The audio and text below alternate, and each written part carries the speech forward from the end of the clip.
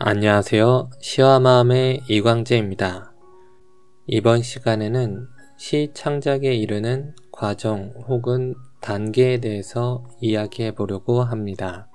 조금은 도식적인 이야기가 될 수도 있지만 이 내용을 알게 되시면 아마도 본인의 글이 시인지 아닌지에 대해서 좀 더 판단 기준이 세워질 거라고 생각이 됩니다. 우선 시라는 창작물이 쓰이기 위한 첫 번째 단계는 이러합니다. 일상에서 모든 것을 만족하는 사람은 창작을 할 수가 없겠지요. 어떠한 빈틈을 느낀 사람만이 창작의 씨앗을 갖게 됩니다. 그런데 만약 여기서 느껴지는 감상 그 자체를 표현한다면 시가 되지는 않고 그저 감상을 표현하는 감상글에서 멈추게 될 겁니다. SNS라든가 일기에 쓰이는 글의 단계가 보통 이러한 수준에 있을 것입니다. 시 창작에 이르는 다음 단계는 이 공호 공백을 직시하고 탐구하는 단계가 되겠습니다. 이때 이것을 직시하고 탐구하는 방법에는 원인의 탐구가 있을 것이고 구체적 형태의 탐구가 있을 것입니다. 원인의 탐구는 보통 논리성이나 아니면 객관성을 토대로 이루어지는데 이것이 바로 글로 이루어질 경우에는 설명이나 해석적인 표현이 이루어지게 됩니다.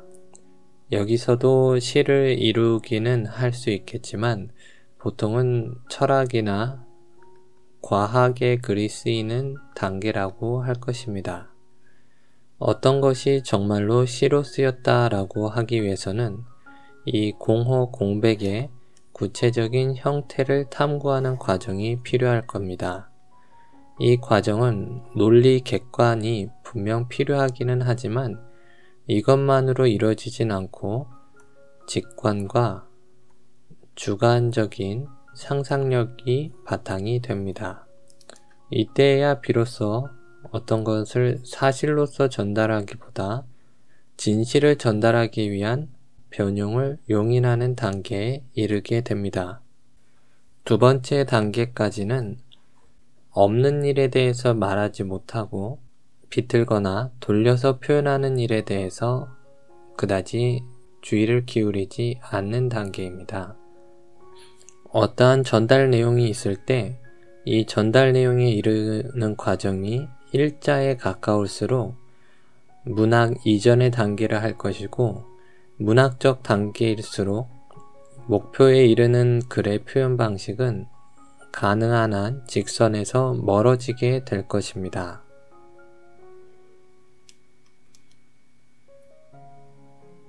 직선으로 끝날 수 있었던 이 범위를 곡선으로 더 넓은 범주까지 포함하면서 도달하는 이 여정을 바로 문학이라고도 할 수 있는 것인데요. 바로 이러한 곡선에서 탄생하는 것이 미이고 아름다움이라고 할 것입니다. 물론 그렇다고 해서 무작정 불필요하게 꼬아놓은 것까지도 문학이라고 하는 것은 아닐 것이고요. 이 꼬아가는, 이 돌아가는 과정에서 하나하나에 다 정거장이 있을 때가 정말로 문학적인 표현이 이루어졌을 때라고 하겠습니다. 그러면 이 문학적 표현의 단계에 대해서 좀 더 구체적으로 살펴보겠는데요. 이 안에서도 크게 두 가지를 생각해 볼 수 있습니다. 내용 그 자체로 표현을 이루는 단계와 구성을 중심으로 표현을 이루는 단계가 있겠습니다. 무엇이 더 우위에 있다라고 말하기는 어렵지만 더 미적으로 형성이 잘 될 수 있는 것은 구성을 중심으로 표현을 이룰 때라고 할 것입니다. 요즘은 장기나 바둑 같은 거 두시는 분들이 많지 않은 것 같긴 하지만 이걸로 예를 조금 들어보고자 합니다. 장기의 경우는 대국판이 있고 알이 처음부터 정해진 위치에 놓이면서 시작을 합니다. 그런데다가 이 장기 알들은 각각의 알이 이미 역할이 정해져 있지요. 가장 큰 것은 왕이고, 그리고 가장 효용성이 높은 것은 차, 그리고 마 혹은 상, 또 졸도 있고 포도 있지요.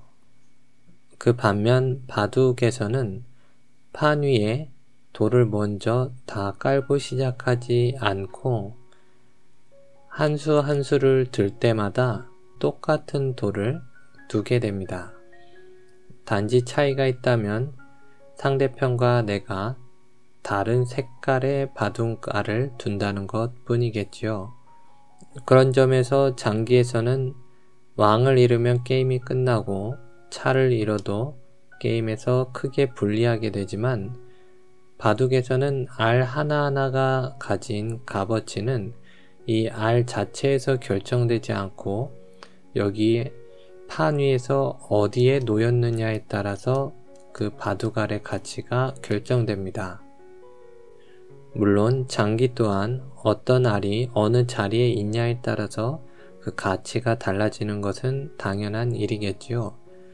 그런 점에서 내용을 중심으로 하더라도 충분히 문학이 될 수는 있지만 장기의 어떤 게임의 방식이 바둑보다는 조금 비좁다는 점을 생각할 때, 또 바둑에서는 훨씬 다양한 스토리가 펼쳐질 수 있다는 점을 참고할 때 구성을 중심으로 글을 쓰는 것이 좀 더 문학적이고 미적인 글이 된다고 할 것입니다.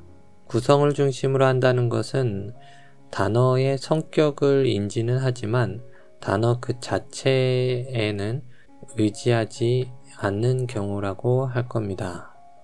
물론 단어를 잘 아는 것은 더 좋은 글을 쓰는 데 도움이 되지만 단어를 많이 안다고 해서 시를 또는 소설을 잘 쓸 수 없는 것과 같은 이치의 논리입니다.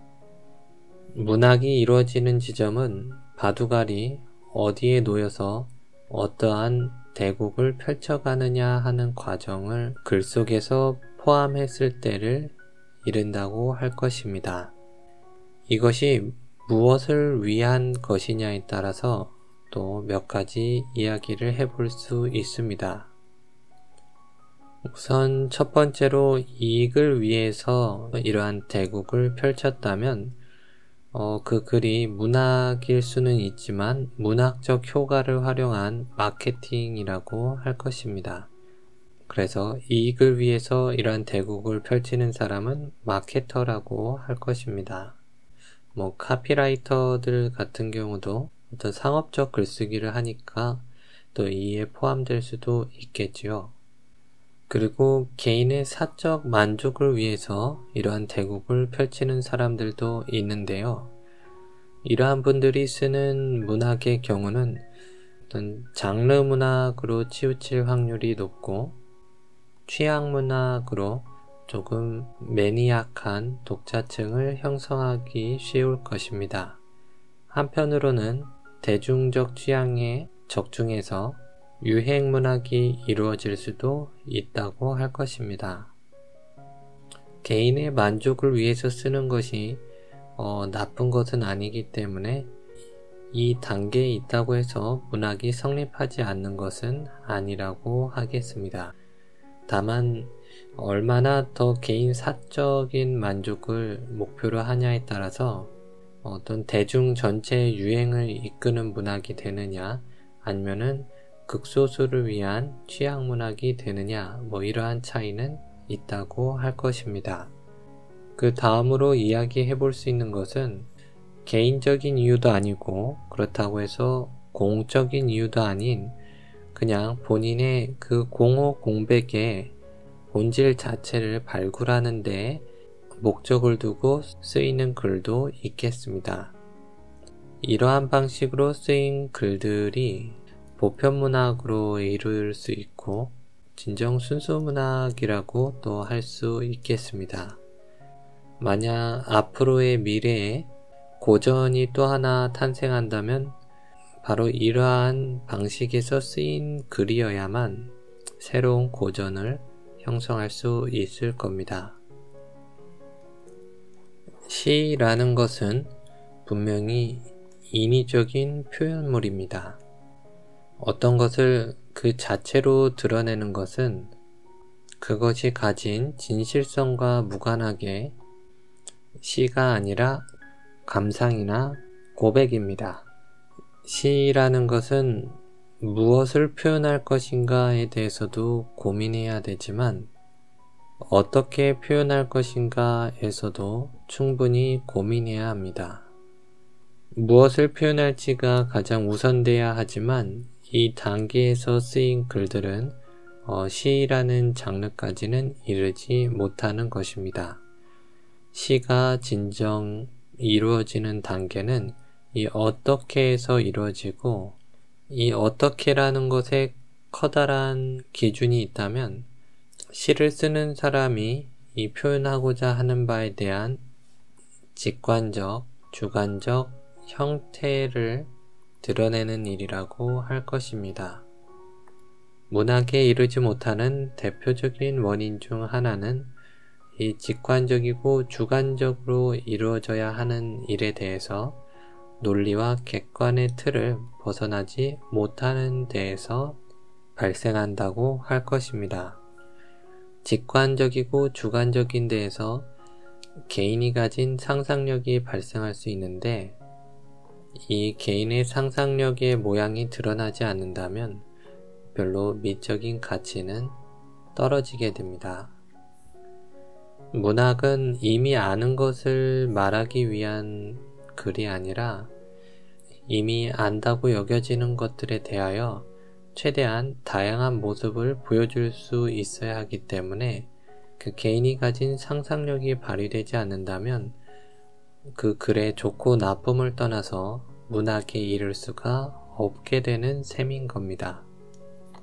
본인이 쓴 글이 시가 맞는지 궁금할 때는 논리적인 언어에서 벗어나서 직관적인 부분이 들어갔는지, 그 직관이란 개인의 상상을 토대로 하는 것인데 사람들한테 누구에게나 보여도 상식적으로 여겨지는 것 이상의 고유한 이미지를 형성했는지, 그리고 그 이미지를 드러내기 위해서 적어도 몇 번의 고민을 거쳤는지 등을 통해서 시인지 아닌지를 판단해 볼 수 있다고 할 것입니다.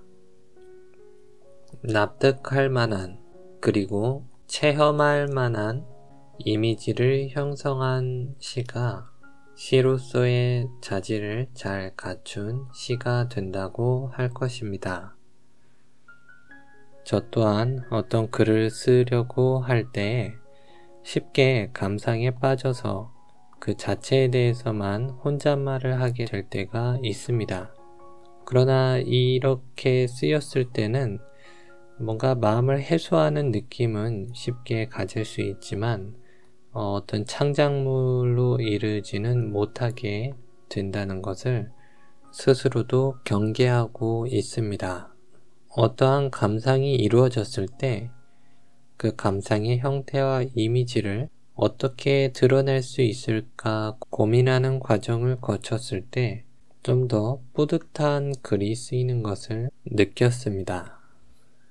이 뿌듯함이라는 것은 단순히 어떤 감정을 해소할 때의 느낌이 아니라 무언가를 형성했다는 뿌듯함이었습니다.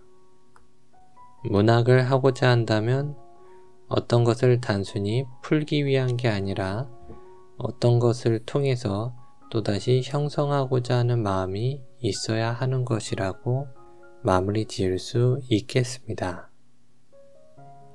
이번 영상은 여기까지입니다. 들어주셔서 감사합니다.